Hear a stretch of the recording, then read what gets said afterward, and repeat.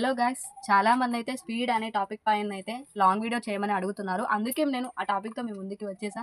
ఇంకెందుకు లేట్, వీడియోలోకి వెళ్ళిపోదామా?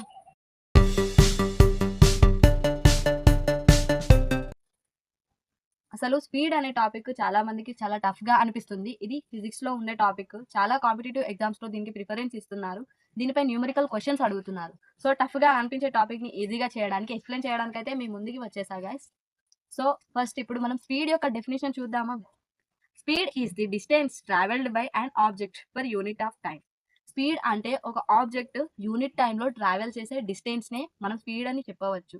సింపుల్గా చెప్పాలి అంటే ఒక ఆబ్జెక్ట్ అనేది ఎంత ఫాస్ట్గా మూవ్ అయ్యిందో తెలియజేసే ఒక మెజర్మెంట్నే మనం స్పీడ్గా డిఫైన్ చేస్తాం. ఫర్ ఎగ్జాంపుల్, మనం ఒక ఆబ్జెక్ట్ మూమెంట్ని అబ్జర్వ్ చేస్తున్నాం.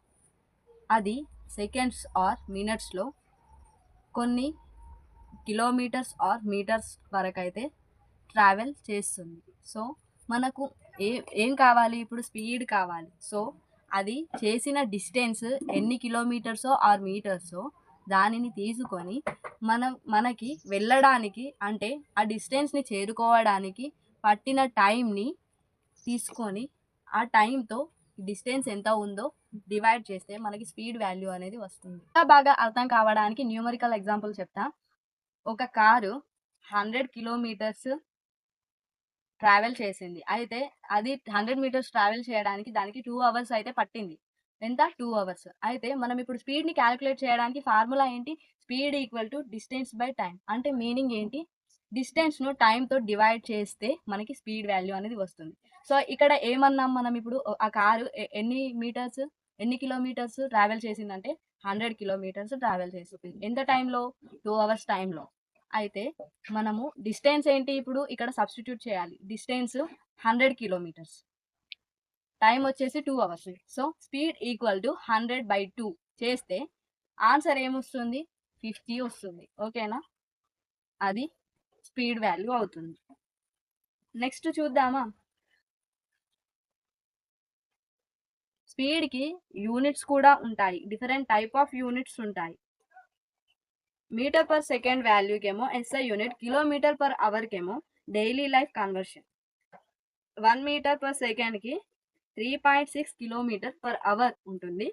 1 కిలోమీటర్ పర్ సెకండ్కి 5/80 మీటర్ పర్ సెకండ్. అంటే ఇవి కన్వర్షన్స్ అన్నట్టు.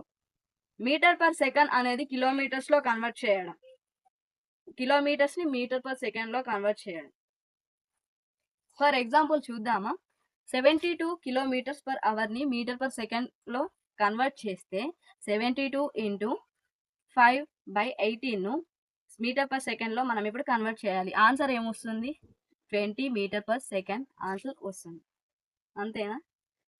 దీన్నే మనం యూనిట్స్ ఆఫ్ స్పీడ్ అంటాం. అంటే మీటర్స్ పర్ సెకండ్ని కిలోమీటర్స్ పర్ అవర్గా కన్వర్ట్ చేయడం, కిలోమీటర్స్ పర్ అవర్ని మీటర్ పర్ సెకండ్స్గా కన్వర్ట్ చేయడం. టైప్స్ ఆఫ్ స్పీడ్ ఇప్పుడు చూద్దాం. టైప్స్ ఆఫ్ స్పీడ్లో 2 టైప్స్ ఉంటాయి: uniform speed, non uniform speed. Uniform speed అంటే డెఫినేషన్ చూద్దాం first. Object equal distances in equal intervals of time travel.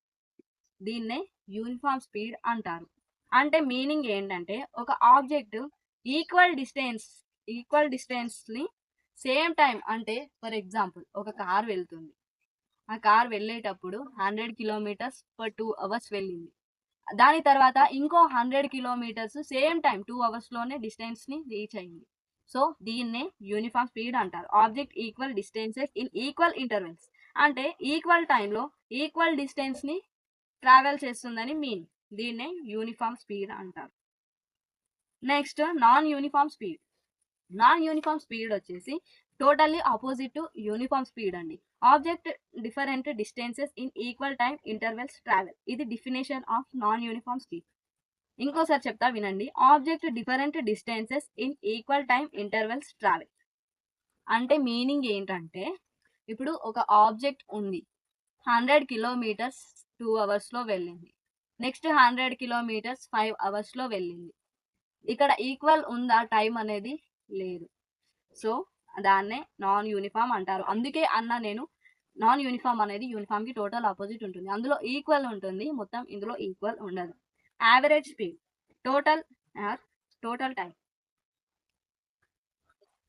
అంటే యావరేజ్ స్పీడ్ని కనుక్కోవడానికి ఫర్ ఎగ్జాంపుల్ చెప్తా మీకు. ఒక కారు 60 కిలోమీటర్స్ ట్రావెల్ చేసింది, అది కూడా 1 అవర్లో. నెక్స్ట్ 60 కిలోమీటర్స్ 2 అవర్స్లో ట్రావెల్ చేస్తుంది. యావరేజ్ స్పీడ్ ఎంత? టోటల్ డిస్టెన్స్ అనేది ఇప్పుడు ఎంత ఉంది? 120 కిలోమీటర్స్ టోటల్ డిస్టెన్స్ అనేది. టోటల్ టైం ఎంత? 3 అవర్స్ పట్టింది. First 1 hour, next 2 hours.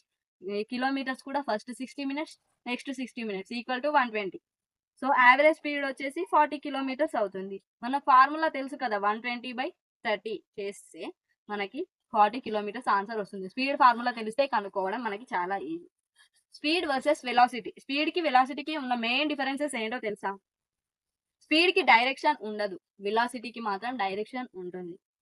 స్పీడ్ని scalar quantity ఉంటుంది, వెలాసిటీకి వెక్టార్ క్వాంటిటీ అనేది ఉంటుంది. ఈ 2 major differences present in speed and velocity.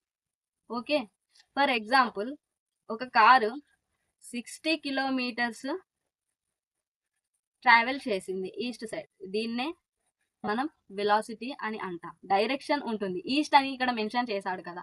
So east అంటే ఏంటి? డైరెక్షన్. కానీ స్పీడ్కి అలా ఉంటుందా? సో డైరెక్షన్ దానికి ఉండదు, దీనికి ఉంటుంది వెలాసిటీ.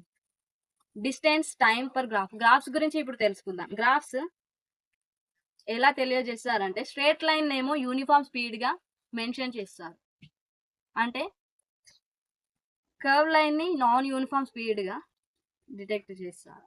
గ్రాఫ్ స్లోప్ ఉంటే అది స్పీడ్ అని అర్థం. ఓకేనా? Important formulas in exam. Number 1, speed equal to distance by time. Number 2, distance equal to speed into time. Number 3, time equal to distance by speed. Number 4, average speed equal to total distance by total time. ఏం లేదండి, మనకి ఒక్క formula వస్తే చాలు, speed equal to distance by time. అటు ఇటు తీసుకెళ్తే మనకి డిస్టెన్స్ ఇవ్వకపోతే, ఒకవేళ డిస్టెన్స్ ఈక్వల్ పెట్టి స్పీడ్ దగ్గరికి టైంని తీసుకెళ్తే ఇక్కడ డివైడెడ్ బై చేస్తుంది కాబట్టి అక్కడ ఇంటూ చేస్తుంది. అలా చేసుకుంటే సరిపోతుంది, మనకి నెక్స్ట్ ఫార్ములాస్ అనేవి వచ్చేస్తాయి. ఓకేనా? ఎగ్జామ్ టిప్ వచ్చేసరికి ఎక్కువ శాతం అయితే న్యూమరికల్లో mostly unit conversion, average speed questions అయితే చాలా వస్తాయి. సో వాటి మీద కాన్సన్ట్రేషన్ చేయండి. మీకు అర్థమైతే కామెంట్లో కామెంట్ చేయండి స్పీడ్ గురించి. ఇంకా ఇలాంటి వీడియోస్ కావాలో కామెంట్ చేయండి, సబ్స్క్రైబ్ చేయండి. Thank you for watching.